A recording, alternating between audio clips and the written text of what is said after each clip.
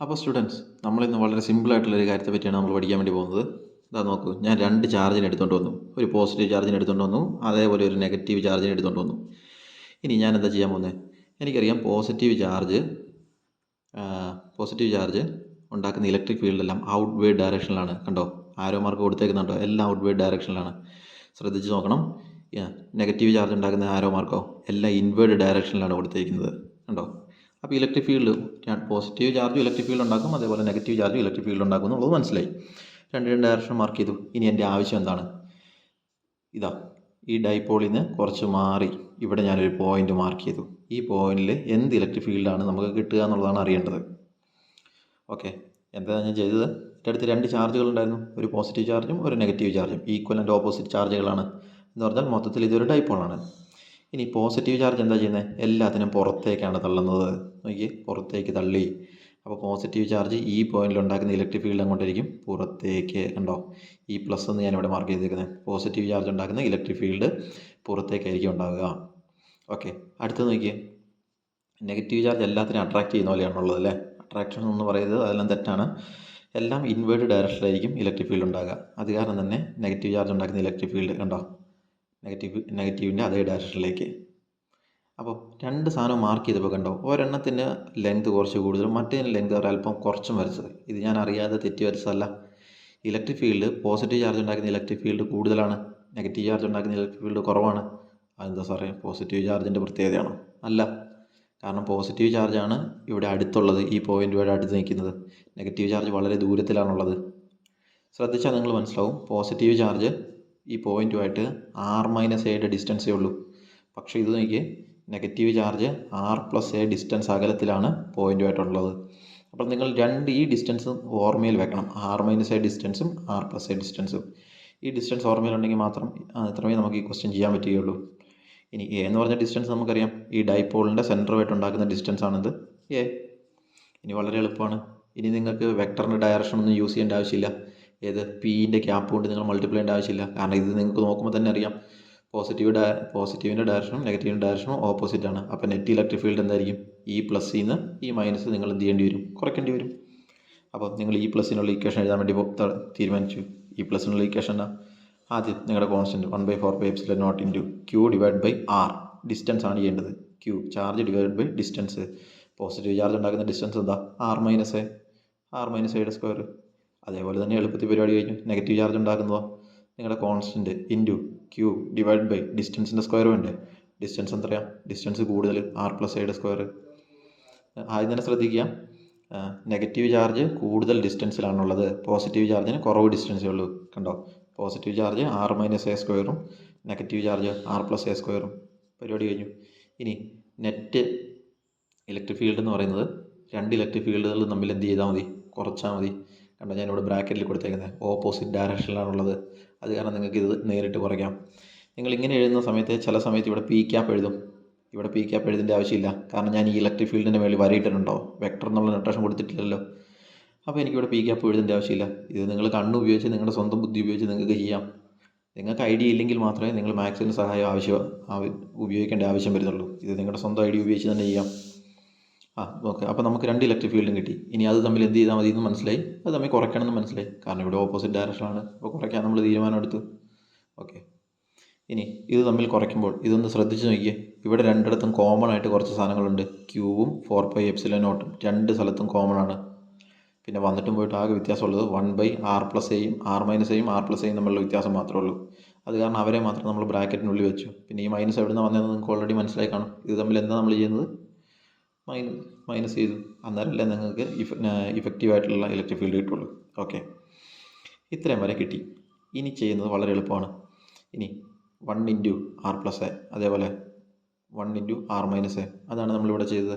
Divided by, okay, ഇത്രയും വരെ കിട്ടിയത് മനസ്സിലായില്ലേ? ഡിവൈഡ് ബൈ, ഇത് തമ്മിൽ അവസാനം മൾട്ടിപ്ലൈ ചെയ്യണം. ഏത്? ഫ്രാക്ഷൻ്റെ അഡീഷൻ.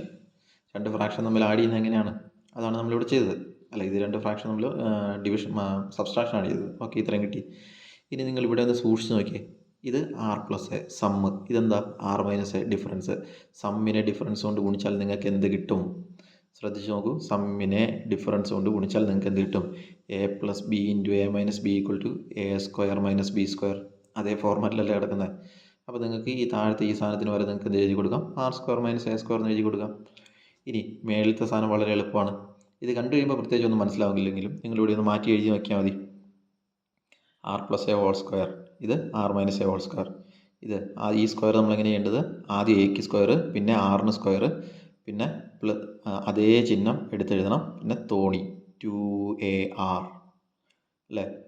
ആദ്യം എക്ക് സ്ക്വയർ, ആറിന് സ്ക്വയർ, പിന്നെ പ്ലസ് ചിഹ്നം അതേപോലെ തന്നെ, പിന്നെ 2ar, തോണി 2ar കണ്ടോ.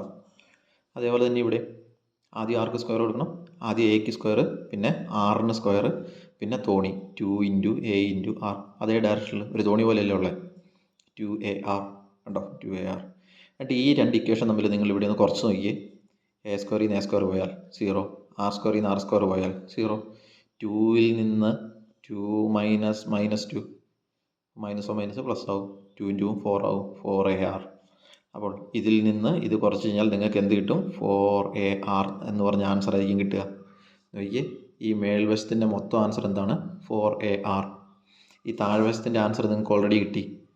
ഇത് സം ഇൻറ്റു ഡിഫറൻസ് അല്ലേ, അത് a² - b² അല്ലേ. ഇവിടെ a² b² പകരം r² - a². പ്രത്യേകം ശ്രദ്ധിക്കുക, അതിൻ്റെ പുറത്ത് വീണ്ടും ഒരു സ്ക്വയർ ഇവിടെ ഉണ്ട്. ഓക്കെ, നമ്മളിവിടെ കൊടുത്തു, മേളിൽ എന്തെടുത്തു, 4ar, താഴെയോ r² - a², അതിനൊരു സ്ക്വയർ കൂടി കൊടുത്തു. ഇനി വളരെ എളുപ്പമാണ് കാര്യങ്ങൾ. ഇത്ര എഴുതി കഴിഞ്ഞാൽ പരിപാടി കഴിഞ്ഞു. ഇത് 4 അല്ലേ, 4 എനിക്ക് 2 × 2 എന്ന് എഴുതാലോ. ഇത് 4a × q എന്നല്ലേ കിടക്കുന്നത്, 4 പകരം 2 × 2, പിന്നെ എയും ക്യൂ എഴുതി. ഈ 2aq എന്ന് പറഞ്ഞാൽ എനിക്കറിയാം അതെന്താണ്, p ആണ്, ഡൈപോൾ മൊമെൻറ്റ്. പിന്നെ ഒരു ഫ്രണ്ടിൽ 2 ഉണ്ട്, അപ്പോൾ 2p വന്നു. പിന്നെ ഇവിടെ മേളിൽ ബാക്കി നിൽക്കുന്ന ഒരു 6 ബാക്കി നിൽക്കുന്നുണ്ട്, താഴെയോ r² ഉണ്ട്. പിന്നെ എയിനെ നിങ്ങൾ കണക്കാക്കേണ്ട ആവശ്യമില്ല, എ എന്ന് പറഞ്ഞാൽ നെഗ്ലിജിബിളി സ്മോൾ ആണ്. അതെന്താ കാരണം എന്നുള്ളത് അവസാനം ഞാൻ പറഞ്ഞുതരാം. അത് ഒരു മോളിക്കൂളിൻ്റെ ഉള്ളിൽ തന്നെയുള്ള അതെന്താ കാരണം എന്ന് കുറച്ച് കഴിഞ്ഞിട്ട് പറഞ്ഞുതരാം. എ എന്ന് പറഞ്ഞാൽ നെഗ്ലിജിബിളി സ്മോൾ ആണ്, അതിനെ കൺസിഡർ ചെയ്യേണ്ട ആവശ്യമില്ല, എ ഇവിടെ ഇല്ലെന്ന് തന്നെ വിചാരിച്ചാൽ മതി. അപ്പോൾ ആറിന് സ്ക്വയർ ഉണ്ട്, പുറത്തും ഒരു സ്ക്വയർ ഉണ്ട്, r⁴ വരും, മേളിൽ 6 വരും. അയ്യോ, മേളിൽ 6 വന്നു, താഴെ ആറിൻ്റെ സ്ക്വയറിന് സ്ക്വയർ വന്നു, r⁴ വന്നു. അപ്പോൾ r/r⁴ വെട്ടിപ്പോവും, r⁴ മാത്രം അവസാനിക്കും. എളുപ്പം പരിപാടി കഴിഞ്ഞു. അപ്പോൾ ഇതിൻ്റെ ആൻസർ നമുക്ക് കിട്ടി 1/1/r³ കിട്ടി. മറ്റൊരു ആൻസർ കിട്ടി, 2pയും കിട്ടി. പരിപാടി മൊത്തം കഴിഞ്ഞു. ഇതാ, അപ്പോൾ ഈ മേൽവശത്തിന് പകരം നമ്മൾ എന്ത് കൊടുത്തു, 2p, താഴ്വശത്തിന് പകരം എന്ത് കൊടുത്തു, r³ ആൻസറായി. നിങ്ങളുടെ ഇലക്ട്രിക് ഫീൽഡിനുള്ള ആൻസറായി. Electric field = 1/4πε0. ഇത് എപ്പോഴും വീണ്ടും പറയേണ്ട ആവശ്യമില്ല, ഇത് നിങ്ങളുടെ കോൺസ്റ്റൻ്റ് ആണ് അല്ലേ. Constant × 2p/r³. റെഡി അല്ലേ. ഇത് ഏത് പോയിന്റിലാണ്, ആക്സിയൽ ലൈനിൽ ഉള്ള ഇലക്ട്രിക് ഫീൽഡ് ഇൻറ്റൻസിറ്റിക്കുള്ള ഇക്വേഷൻ. അതെന്താണ് ഈ ആക്സിയൽ ലൈൻ എന്ന് വിളിക്കാൻ കാരണം, ഇത് പോസിറ്റീവ് ചാർജും നെഗറ്റീവ് ചാർജും തമ്മിലുള്ള ആക്സിസ് ആണ് ഈ വരച്ചേക്കുന്നത്. അതേ ലൈനിൽ തന്നെയാണ് നിങ്ങൾ ആരെ കണ്ടുപിടിച്ചത്, പോയിന്റ് പി. ഈ പോയിന്റിൽ ഇലക്ട്രിക് ഫീൽഡാണ് നിങ്ങൾ കണ്ടുപിടിച്ചത്. സിമ്പിളായിട്ട് നിങ്ങൾക്ക് ഇങ്ങനെ സോൾവ് ചെയ്യാൻ വേണ്ടി പറ്റും. ഇനി എ എന്ന് പറഞ്ഞാൽ സ്മോളാന്ന് പറയാനുള്ള കാരണം എന്നാ, ഇത് ഡൈപോളാണ്. ശ്രദ്ധിച്ച് നോക്കുക, ഒരു പോസിറ്റീവ് ചാർജും നെഗറ്റീവ് ചാർജും അത് രണ്ടും ഈക്വലുമാണ്. അപ്പോൾ ശ്രദ്ധിക്കുക, ഇതൊരു മിക്കവാറും ഡൈപോൾ നിങ്ങൾ ഇതിനു മുമ്പ് എവിടെയാണ് പഠിച്ചത്, കഴിഞ്ഞല്ലോ.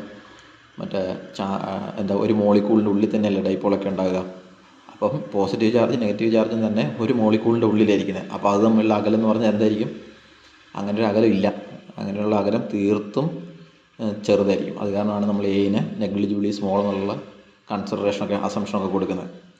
സാധാരണ നമ്മൾ assumption a = very very small എന്നങ്ങ് കൊടുത്തു എന്നങ്ങ് പറയാറ് മാത്രമേ ഉള്ളൂ. പക്ഷേ അതിന് കാരണം ഇതാണ്. ഓക്കെ, അപ്പോൾ നിങ്ങൾക്ക് വളരെ സിമ്പിളായിട്ട് 2p/r³ കോൺസ്റ്റൻ്റ് ആണെന്ത്, ഇലക്ട്രിക് ഫീൽഡ്. ഈ കോൺസ്റ്റൻ്റ് എന്തായാലും നിങ്ങളെല്ലാവരും തന്നെ കാണാപ്പാഠം പഠിച്ചിട്ടുണ്ടാവും. ഈ ചാപ്റ്ററിൽ ഒരു 100 തവണയെങ്കിലും നിങ്ങൾ ഈ 1/4πε0 ഉപയോഗിക്കപ്പെട്ടിട്ടുണ്ടാവും. അപ്പോൾ ഇതൊരു കോൺസ്റ്റൻ്റ് ആണ്. Constant × 2p/r³. p എന്താ, ഡൈപോൾ മൊമെൻറ്റ്. p എന്ന് പറഞ്ഞാൽ നമുക്കറിയാം 2a × q. എളുപ്പമുള്ള ഇക്വേഷനാണ്.